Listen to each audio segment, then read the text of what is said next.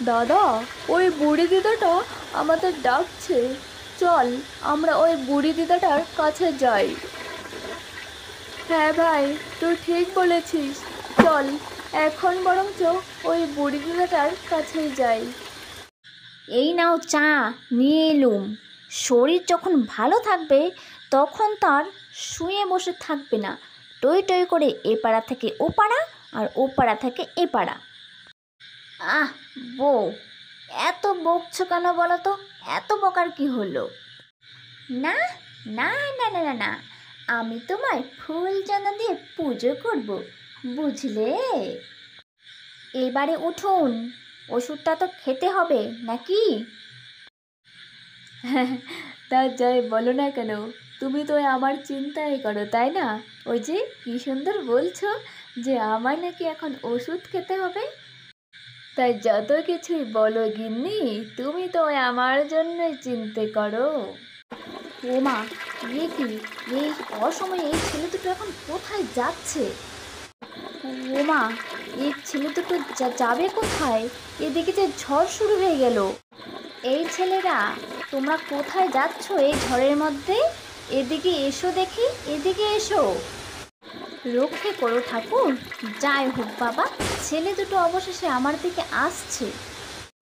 দাদা, ওই বুড়ি দিদাটা আমাদের ডাকছে। চল, আমরা ওই বুড়ি দিদাটার কাছে যাই। হ্যাঁ ভাই, তুই ঠিক বলেছিস।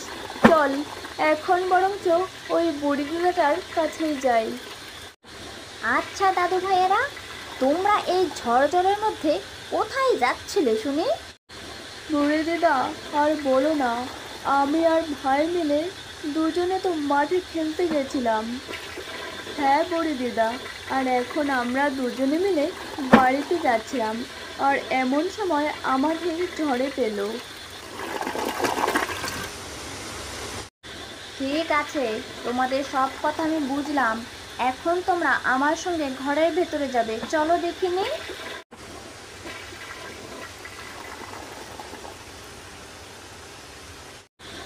ও মা, তোমরা কারা দাদু ভাইরা? আমরা আমরা ওই পাড়া থেকে এসেছি দাদু ভাই। ও, তা বসো না, বৃষ্টি ঝড়টা একটু কমুক, তারপর তোমরা বাড়ি যেও। এখন একটু বসো। শুনছো, বাইরে যে খুব বৃষ্টি হচ্ছে, আবার সঙ্গে খুব ঝড় হচ্ছে। শুনছো, বাইরে যে খুব বৃষ্টি হচ্ছে, আবার সঙ্গে খুব ঝড় হচ্ছে। আমার ছেলেরা যে বাইরে আছে, আমার খুব ভয় করছে। এবারের ঝড়ে কি আমাদের এই মাথার উপর ছাদটুকু চলে যাবে নাকি, বুঝতে পারছি না আমি। বউ, ও বউ, তুমি ওভাবে কেঁদো না, দেখো সব কিছু ঠিক হয়ে যাবে। দাদা, আমাদের ঘর যে একেবারে নড়বড়ে, এইবারে ঝড়ে কি তাহলে সেই ঘরটাও ভেঙে যাবে? ভাই, তুই তো চিন্তা করিস না, সব ঠিক হয়ে যাবে।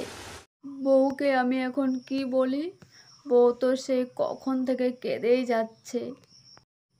শুনছো, আমরা এবারে কোথায় যাব? ঝড়ে যে একেবারে বাড়ি ঘর দোর সব ভেঙে গেছে, দেখো কতগুলো গাছও পড়ে গেছে। হ্যাঁ গো বউ, আমাদের যে মাথার উপর ছাদটা ছিল সেটাও তো ভেঙে পড়লো। এবারে আমরা কি করব?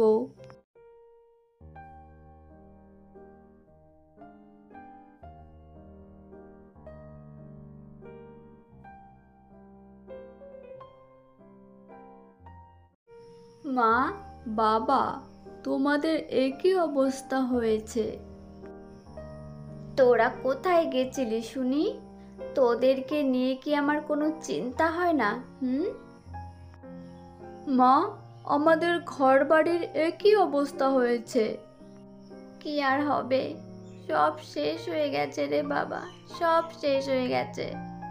যাও মাথার উপর ছাদটুকু ছিল, সেটাও আজ হারিয়ে ফেললাম। আচ্ছা শোনো, আমি একটা কথা বলি।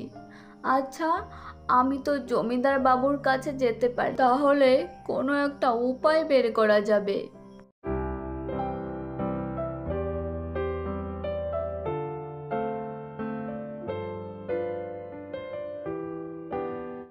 বাবু, ও বাবু, শুনতে পাচ্ছেন? আমাদের যে সর্বনাশ হয়ে গেছে। আরে রতন যে, তা কি হয়েছে তোমার? বাবু, আজকের ঝড়ে আমাদের বাড়ি একেবারে ভেঙে দিয়েছে। হে ভগবান, রতন এসব কি বলছে? সবই বুঝলাম রতন, ব্যাপারটা সত্যিই খুব দুঃখজনক। আচ্ছা, তুমি চিন্তা করো না, আমি ব্যাপারখানা দেখছি। এখন তুমি আসো। তা বলছিলাম কি, ওই যে বাচ্চা দুটো ঝড়ের মধ্যে এসেছিল না, ওরা বলছিল যে ওদের নাকি বাড়ি একেবারে নড়বড়ে, ঝড় আসলে নাকি ভেঙে যেতে পারে। তা চলো না ওই গ্রামে যাই, গিয়ে দেখে আসি ওদের অবস্থা কেমন। মা, তুমি কেঁদো না, বাবা তো গেছে বাবুদের বাড়ি, দেখা যাক না কি হয়।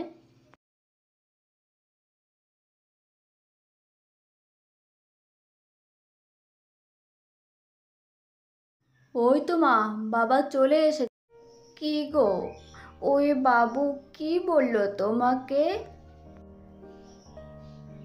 গিন্নি, উনি তো বললেন যে উনি আসবেন। ও মা, এ কি, এদের যে একেবারেই ঘরবাড়ি ভেঙে গেছে গো। হ্যাঁ গো, তুমি ঠিকই বলেছ। বাচ্চারা, তোমরা ভালো আছো? দাদু, দিদা, তোমরা এখানে এসেছো? হ্যাঁ দাদু ভাইয়েরা। আপনারা কারা বলুন তো? মা, ওই যে ঝড়ের দিন এই দাদু দিদার ঘরে আমরা আশ্রয় নিয়েছি।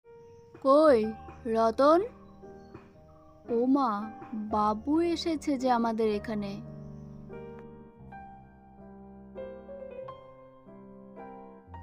শোনো রতন, তোমার বাড়ি করে দেওয়ার দায়িত্ব আমার, বুঝলে? তুমি কোনো চিন্তা করো না। কিন্তু রাতারাতি কি করে তোমার থাকার ব্যবস্থা করব সেটাই আমি চিন্তা করছি, বুঝলে?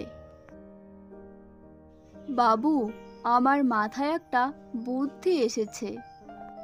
আমি কি আমার বুদ্ধিটা আপনাকে বলতে পারি? হ্যাঁ হ্যাঁ, অবশ্যই রতন, কি বুদ্ধি তোমার মাথায়? বলছিলাম যে অনেক বাঁশ পড়ে আছে, তো দু একজন ছেলে মেয়েকে ডেকে এনে তাদেরকে নিয়ে হাতাহাতি কাজ করলে একটা থাকার ব্যবস্থা হয়ে যাবে। এটাই। আরে বাহ, তোমার মাথায় তো বেশ বুদ্ধি। তাহলে বেশ তো, ছেলে মেয়েকে ডেকে এনে কাজ শুরু করে দাও। ঠিক আছে বাবু, তাহলে আমি সবাইকে ডেকে নিয়ে আসি।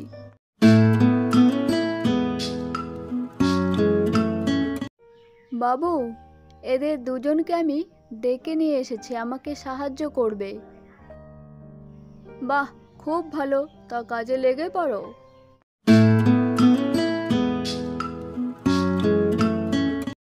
বাহ, খুব সুন্দর ঘর তৈরি হয়েছে। এই না হলে আমার ছেলেরা। আচ্ছা, ঘর তো তৈরি হলো, এখন পেটে তো কিছু দিতে হবে নাকি? আমি চালে ডালে খিচুড়ি রান্না করে নিয়ে আসছি। দেখলে তো বউ, আমাদের মাথার উপর একটা থাকার ব্যবস্থা ঠিক হয়ে গেল। তুমি শুধু শুধু চিন্তা করছিলে।